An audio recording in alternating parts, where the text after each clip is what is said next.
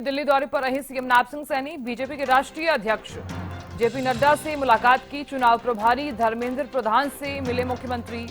मुलाकात के बाद सीएम नैब सिंह सैनी का बयान सामने आया। राजनीतिक तैयारियों पर चर्चा की गई। बड़े बहुमत के साथ प्रदेश में तीसरी बार सरकार बनाएंगे। उन्होंने कहा कि पीएम मोदी ने ओबीसी समाज को सबसे बड़ा सम्मान दिया।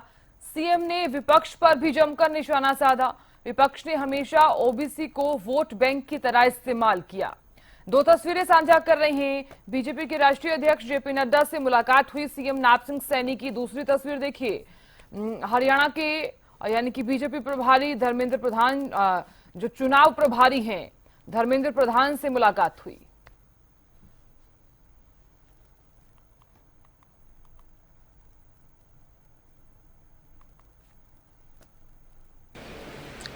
देखिए, बड़ा दुख भी है कि हमारा भाई जो इस देश की सेवा करते हुए, जिसने इस भारत भूमि के ऊपर अपने आप को निछावर किया है, ऐसे वीर सपूत, उस भारत माँ के लाल, जिन्होंने उन आतंकवादियों के दुस्साहस को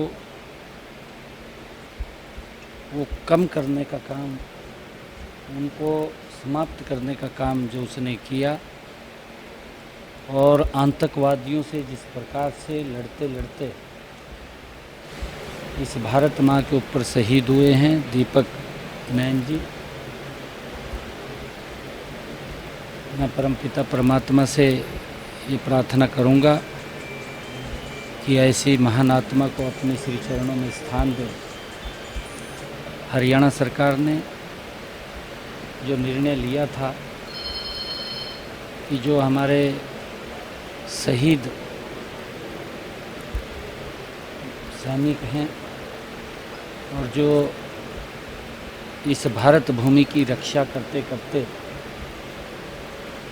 उन्होंने अपने प्राणों को आहूत किया है, सरकार ने ये निर्णय लिया कि उनके परिवार को 1 करोड़ रुपए की मुआवजा राशि और परिवार में एक बच्चे को सरकार में सर्विस देने का वो निर्णय लिया है। पीछे भी सरकार ने लगभग 271 जो शहीद परिवारों से नौकरी देने का काम वो सरकार ने किया है।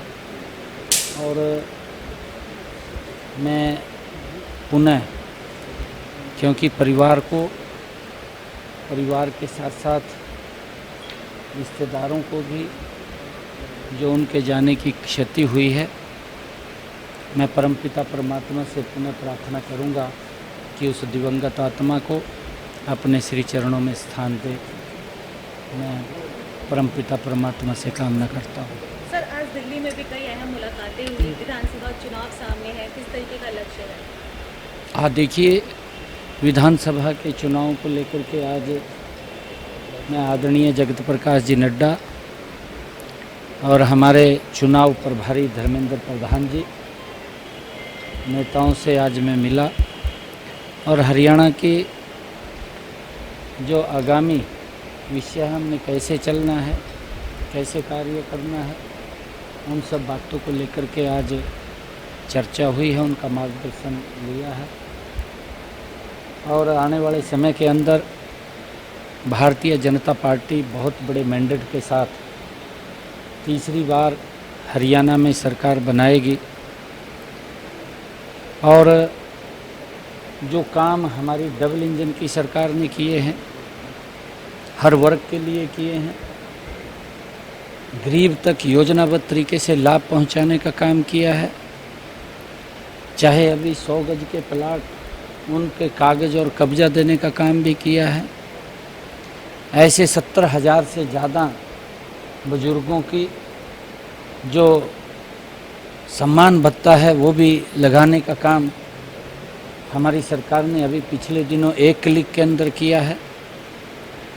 और जो बुजुर्गों को कहीं चक्कर न काटने पड़े, घर बैठे ही उनकी बुढ़ापा पेंशन लग जाती है। ऐसे जब से सिस्टम बना है 2,32,000 बुजुर्गों की स्वयं पेंशन लग कर के घर पे आ गई है।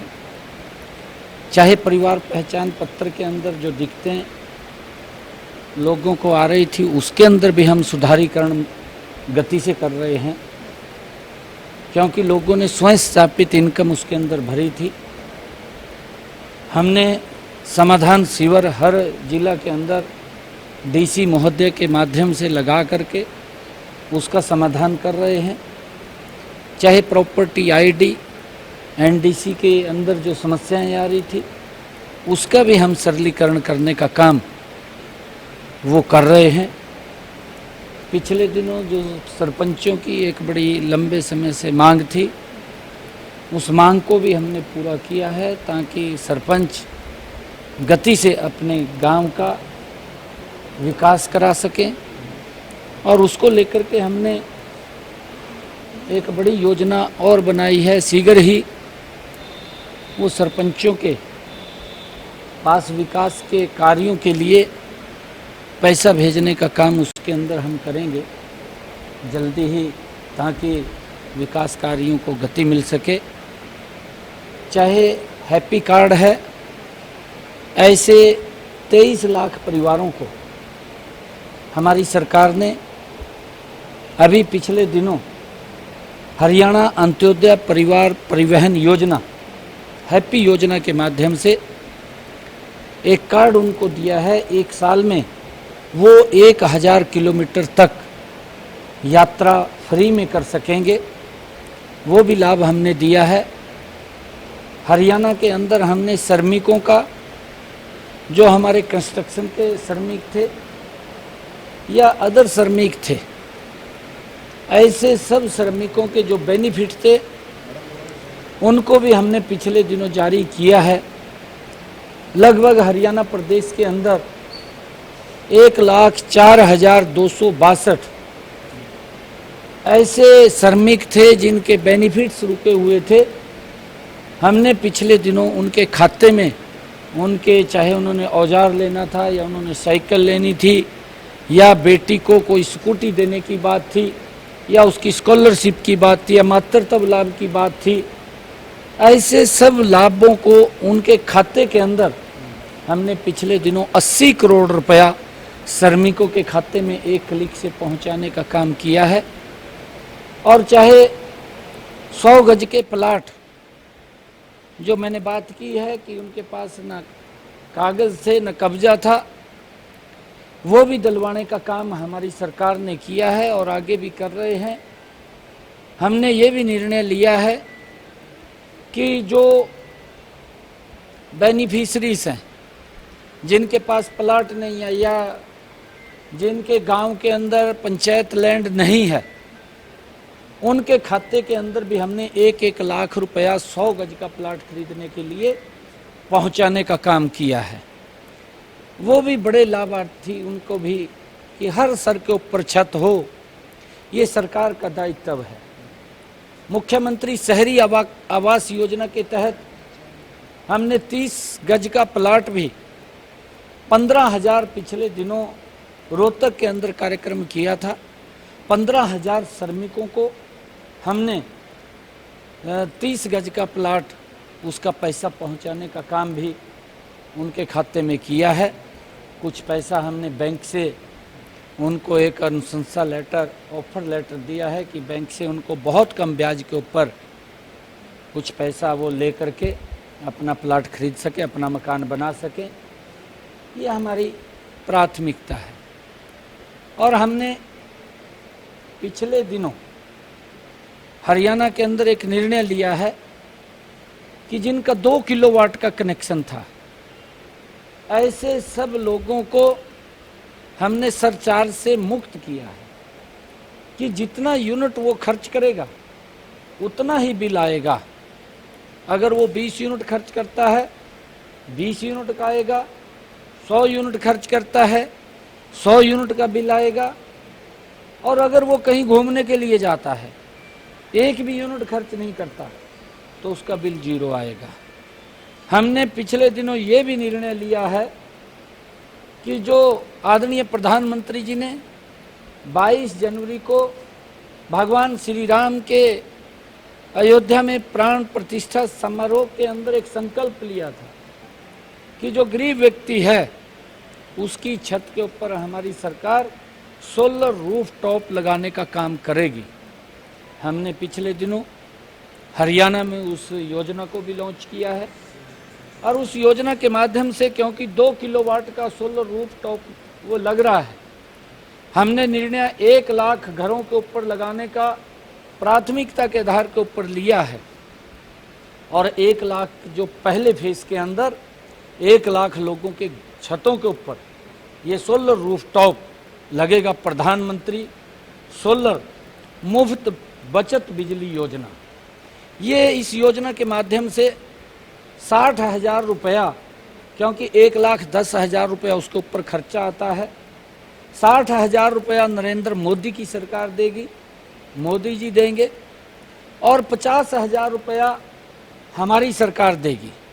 ये डबल इंजन की सरकार देगी और बेनिफिशियरी का बिल जब वो सोलर रूफ टॉप उसकी छत के ऊपर लगेगा तो उसका बिल 0 हो जाएगा। ये निर्णय हमारी सरकार ने लिया है। हमने ये भी निर्णय लिया है पिछले दिनों कि हमारी सरकार जो किसान का ट्यूबवेल फेल हो जाता है और उस ट्यूबवेल लगवाने जब दूसरी जगह लगवाता था तो उसको कई दिक्कतें आती थी। अगर किसी किसान का ट्यूबवेल फेल हो जाता है और उसको दूसरे स्थान के ऊपर 100 मीटर तक लगवाता है तो वो कनेक्शन बदल करके उस दूसरी जगह पर देने का काम वो हमने निर्णय लिया है कि हमारी सरकार करेगी।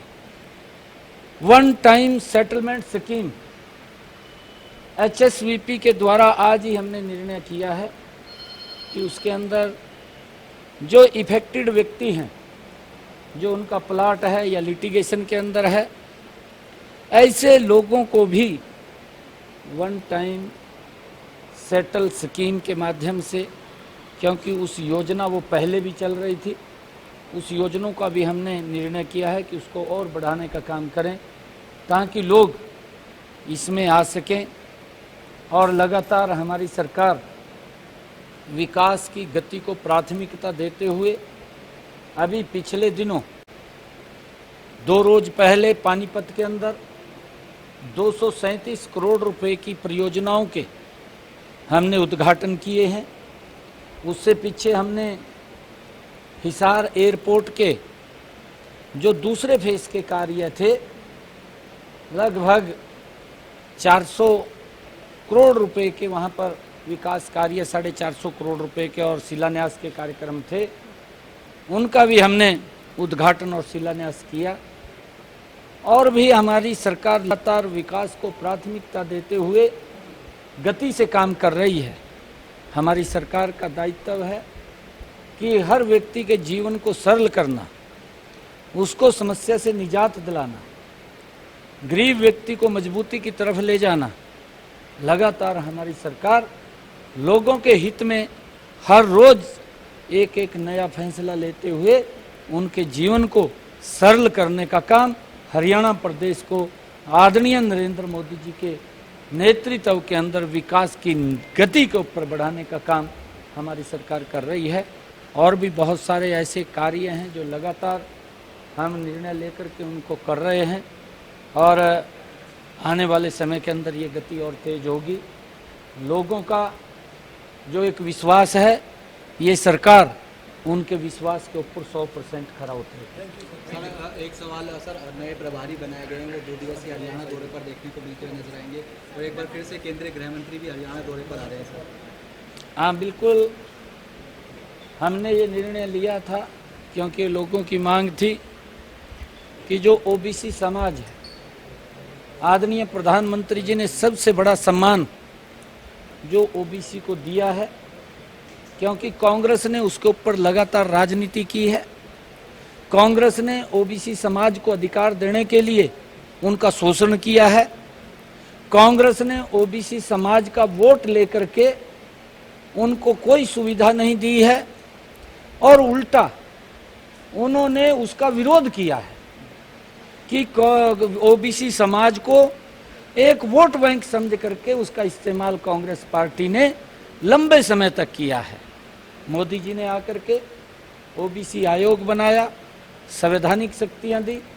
आज ओबीसी वर्ग के बच्चों को चाहे वो एमबीबीएस की सीटें हैं, चाहे वो एमबीबीएस एमडी की सीटें हैं, चाहे वो केंद्रीय विद्यालय है, चाहे वो नवोदय विद्यालय है, चाहे वो केंद्रीय विद्यालय है, ऐसे सब स्कूलों के अंदर भी उनके बच्चों को 27% का आरक्षण देने का काम ये नरेंद्र मोदी की सरकार ने किया है। और चाहे ओबीसी समाज के बच्चों को एक वंचल कैपिटल फंड, उसका एक अलग बजट बना करके उनको इंडस्ट्री में भी वो आगे बढ़े, उसके लिए हम आदरणीय नरेंद्र मोदी जी ने काम किया है।